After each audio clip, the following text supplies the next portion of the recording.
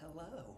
Did you know that 71% of real estate agents did not sell a single home in 2025?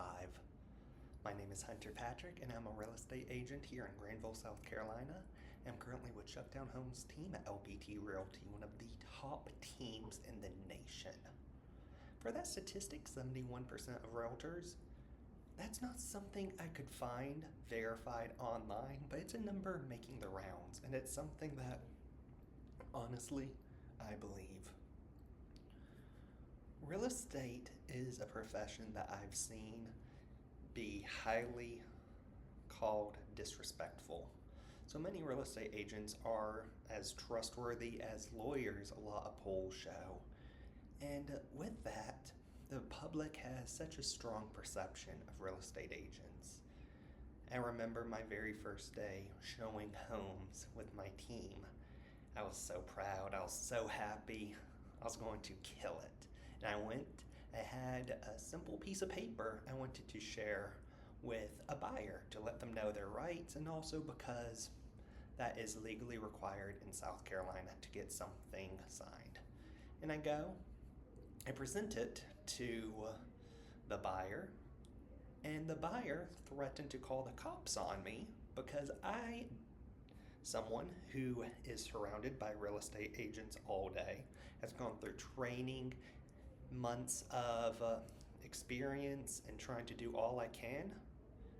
He said I do not know my stuff, when turns out he hasn't sold or bought a home in 15 years. But it is what it is. Told me he did not know my rights, threatened to call the cops on me, and luckily I talked to him, and that did not happen. I'm not in jail for following what I'm supposed to do. But that's just one example. Just the other day, I waited for a buyer for over an hour in a home. I did all I could. I set the expectations. I made phone calls. I've texted. I made a video for them. I did all I could, but they showed up an hour late, and they did not want to work with me because even though I set the expectation, hey, if we begin at this time, we can see more homes, they were upset they couldn't see more homes despite the expectation that was set.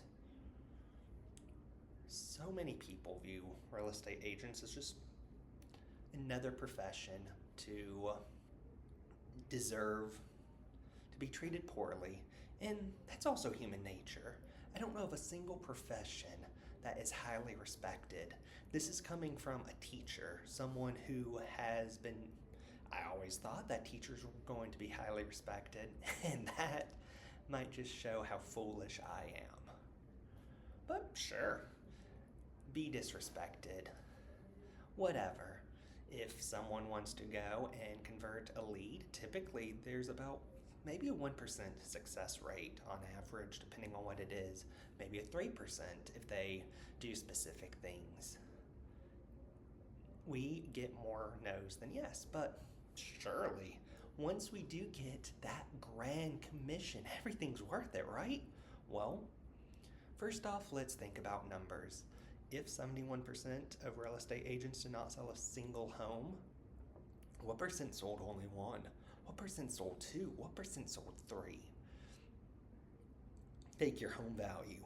Say it's a good, nice $400,000 home. All commissions are negotiable. 100% negotiable. That's part of license law. But let's just say that your agent sets their commission at 3%. And so out of this 3%, it depends on what splits, what brokerage, what team they're with. Some teams take out 50%. Some brokerages take out 36%. There's sometimes called referral fees on top of everything. If you got the lead from somewhere else, such as someone from out of state or Zillow or something else. Sometimes there's things called mentor fees if you want to better yourself and you have a mentor.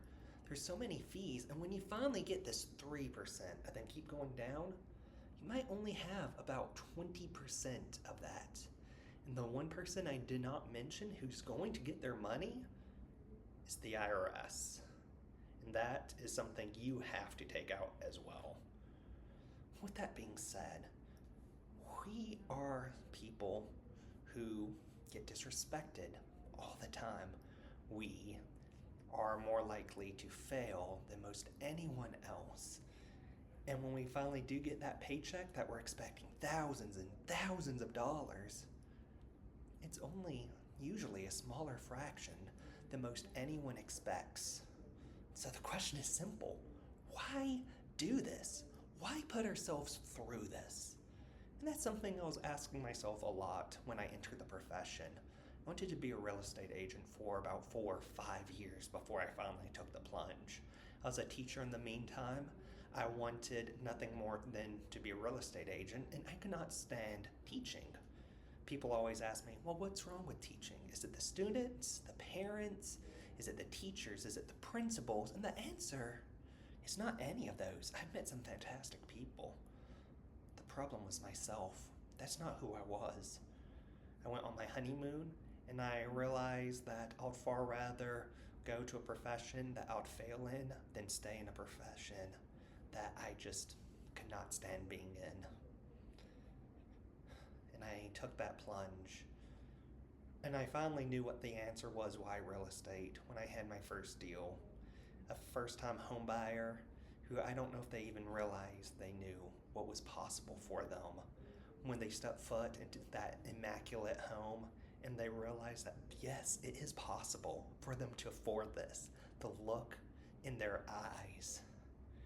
I realized when I wanted to be a real estate agent for another person who never thought that they could make that big jump, and giving them the call that said, yes, our offer was actually accepted. That's why it's all worth it.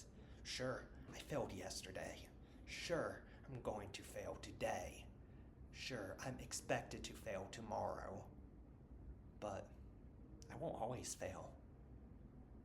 And when I finally get to go make that phone call, when I finally get to make that person smile and really help their dreams come true more than any other profession, that's when I know that it's okay to fail, but it's even more important to endure so that you can be that changing factor for just one life.